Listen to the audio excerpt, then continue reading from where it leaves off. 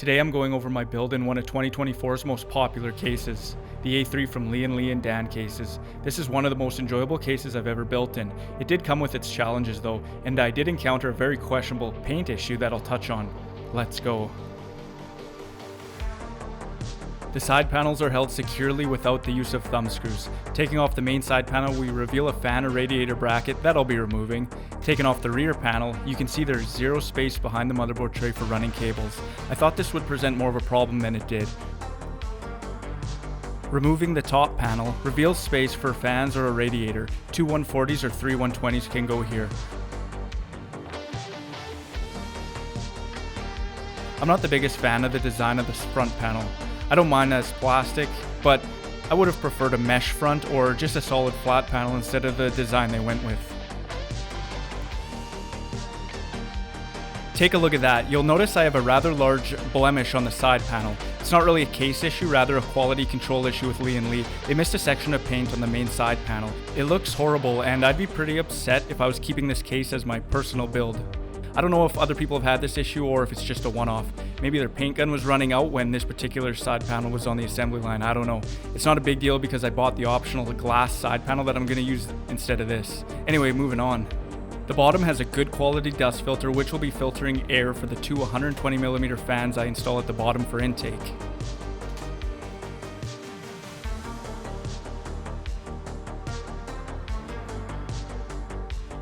The Lian accessory box is located in the PSU bracket area. I love the Lian accessory box they give. Really helps you stay organized, really helps you from losing screws. Included is this anti-sag bracket that comes with the case. I won't be using it, but it is awesome that it's a feature of this case.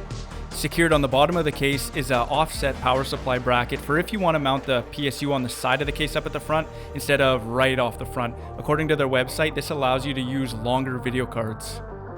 Alright, let's remove this side bracket.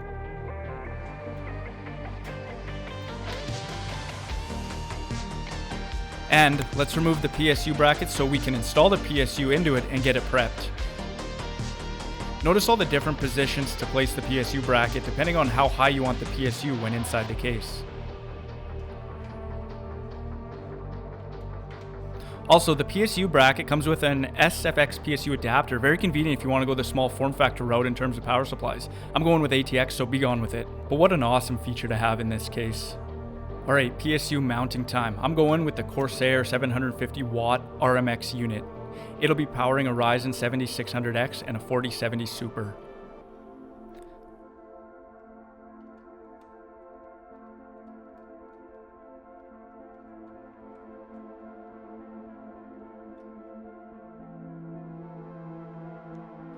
Next up on the prep line is the motherboard.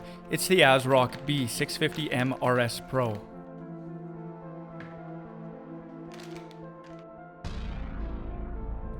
Let's get this Ryzen 7600X where it belongs.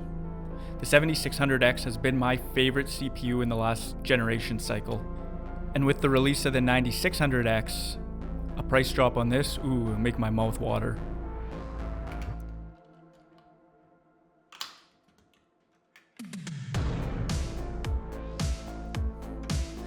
The SSD I'm using is a Western Digital SN850X, 1TB Gen 4 SSD. I pulled this SSD out of a different system for my channel on here, but if I was buying a new SSD for this system, if I wanted a fresh one, I probably would go with a Western Digital SN770 or whatever that mid-range one is.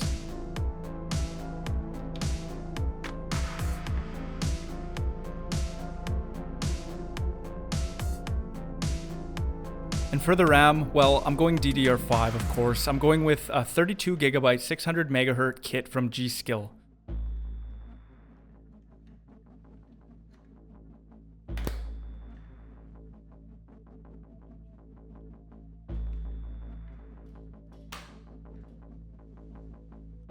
Alright, motherboard is prepped. Time for insertion. We're going in.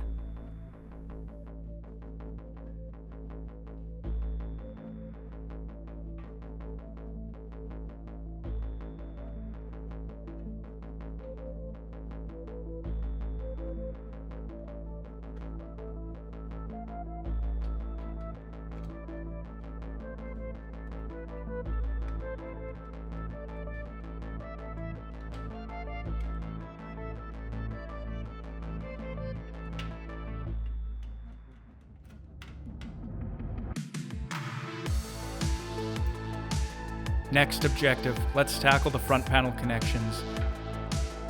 First, the front panel audio. It gets plugged in down here. Plugging this in allows me to use the headphone jack at the front of the case. Next, the power button connector.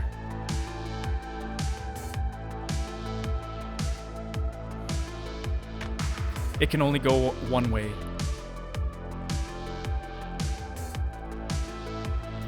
This is the case's front USB-A connectors.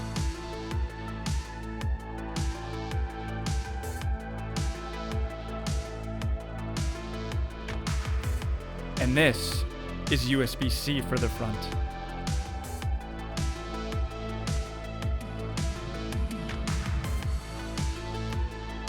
Alright, objective complete. Next, let's get the 24-pin power, 8-pin power, and GPU power cables connected to the power supply. Just a little bit of foreshadowing here, I messed up with the orientation of the power supply when I mounted it to the bracket. You'll see in a second.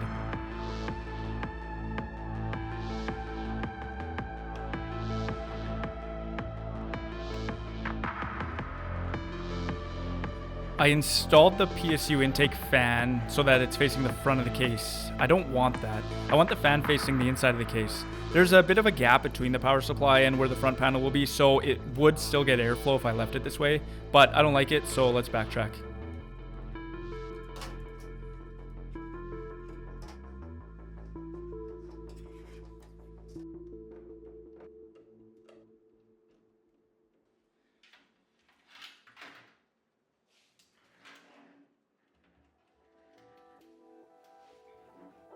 There we go, that's what we like to see. Alright, next objective is installing the power cables into the motherboard and running them where they need to go. I didn't really like how the stock cables that came with the PSU moved. They were very rigid, and since I won't be able to just run them behind the motherboard tray and hide them, I'll need to do better cable management than I would normally do because all of this cable management is going to be inside the main case compartment. So I chose to go with some custom cables from Corsair. So let's backtrack some more and swap out the stock cables for these other ones from Corsair. Man, I'm really struggling here. There we go. These individually sleeved cables are a lot more flexible than the stock ones. This will make running cables a lot easier.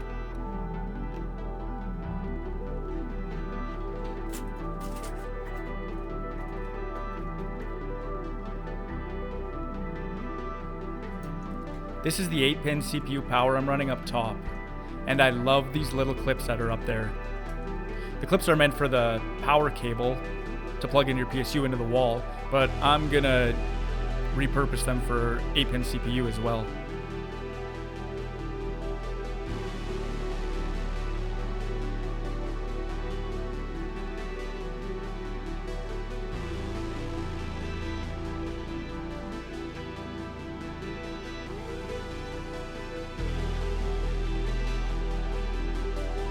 Let's get the 120 volt cable plugged into the back of the PSU. One downside to having these front mounted PSUs is that the access to the power switch is taken away.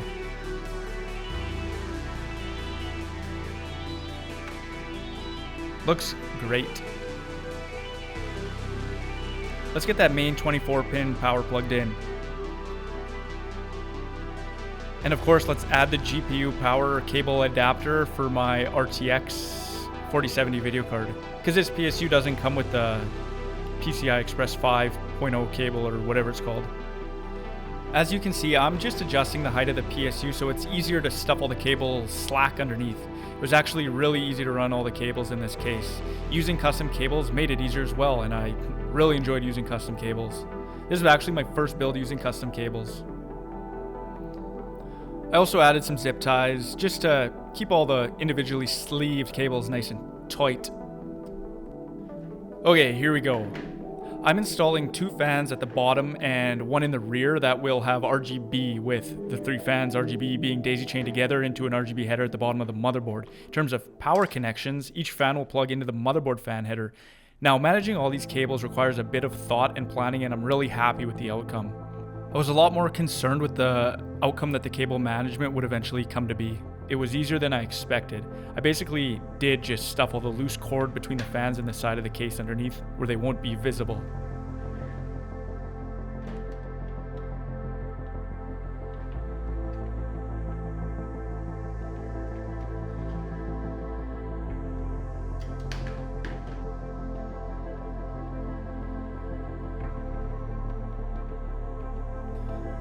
You can see there each fan is plugged into its own header on the motherboard. I didn't have a splitter.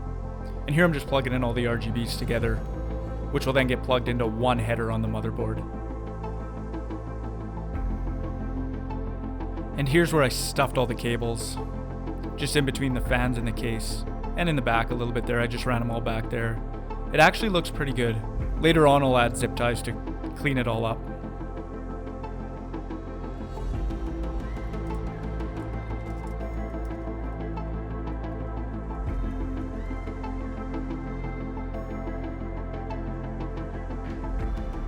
Alright, now that the fans are in, I'm going to do some cable securing. This little thing I'm diddling with is actually to mount the anti-sag GPU holder thing. I'm actually going to fasten this ball of cables to this thing. It's a little loose still. I ended up just zip tying it and it's pretty snug. And then I secured the 24-pin cable to one of the mounting holes for an SSD. Whatever works.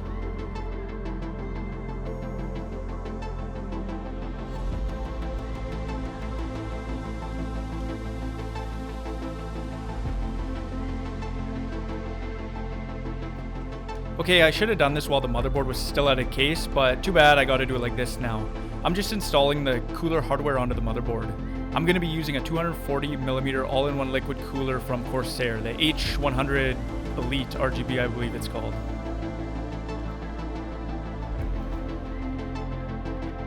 This cooler comes with 2 RGB fans and there's a bunch of cables with it. I reduced a lot of the fan cable looseness by securing it with the screws used to mount the fans to the radiator. My intention is that all the extra cable mush, all the RGB cables and all the PWM power cables will fit snugly in between the radiator and the side of the case. I hope it works.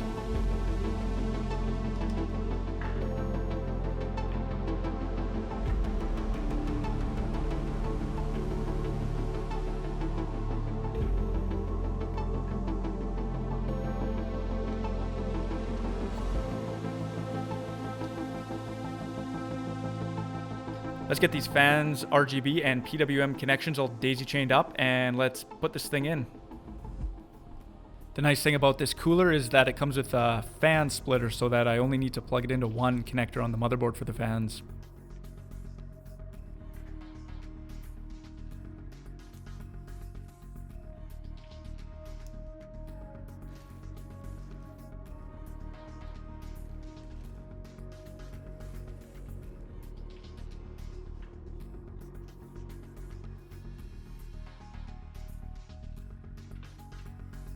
Alright, just as I hoped, it fit perfectly with all the cables mushed in between the case and the cooler.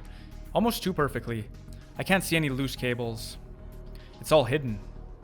Alright, I got the fan connection plugged into a PWM header, and this is me just plugging the RGB into an RGB header.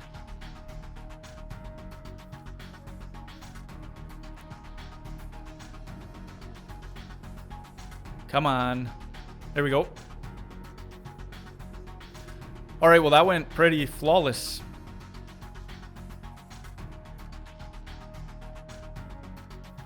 Cables are all tucked away right up in there. Hidden, never to see the light of day again. Nice and clean. Let's get the cooler mounted to the CPU.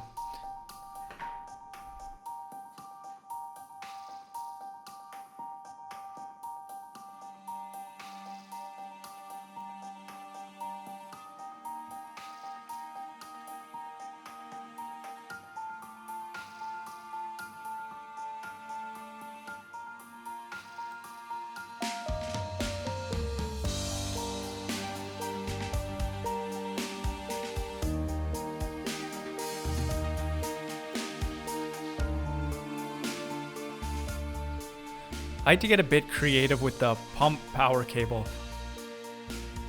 I wrapped it around the motherboard mounting bolts, the top left and the bottom left ones.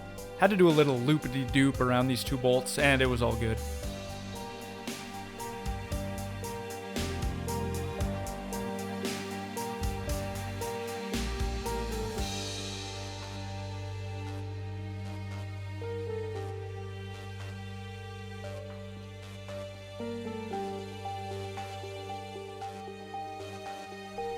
Let's get that pump power plugged into the motherboard. In my arrogance, I forgot that the pump block also had an RGB connector that needs to daisy chain connect into the same connections where my fans are for the cooler.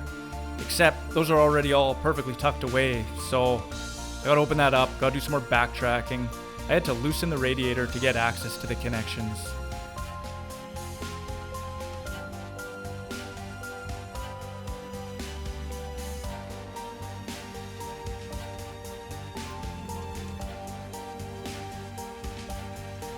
Alright, here's one last look of all the cable management for all the fans and RGB connections and everything like that.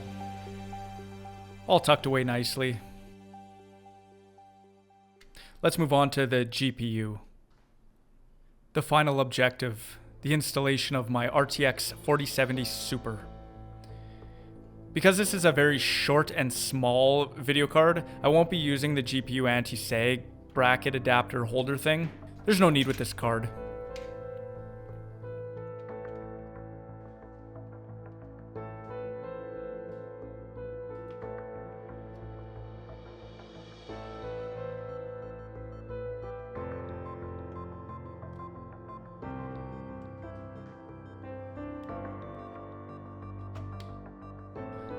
Well, boys, and the 3 girls that watch my channel, we're almost there. We can see the light at the end of the tunnel.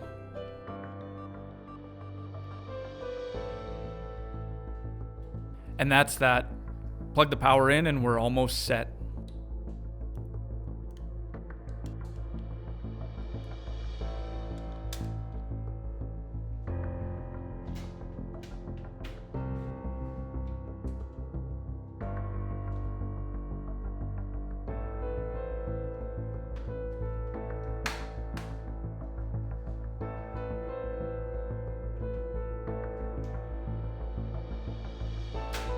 Overall, this case is very good. I definitely do recommend it, especially at this price.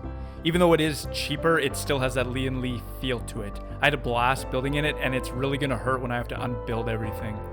The only thing negative I have to say is just that paint blemish on the side panel.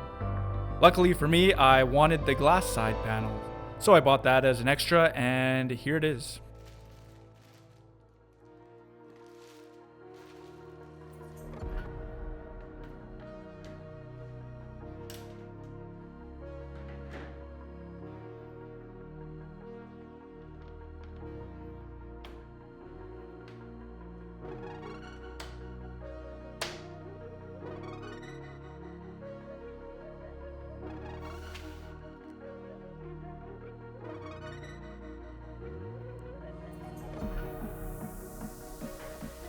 Alright, let's plug this bad boy in and spool it up.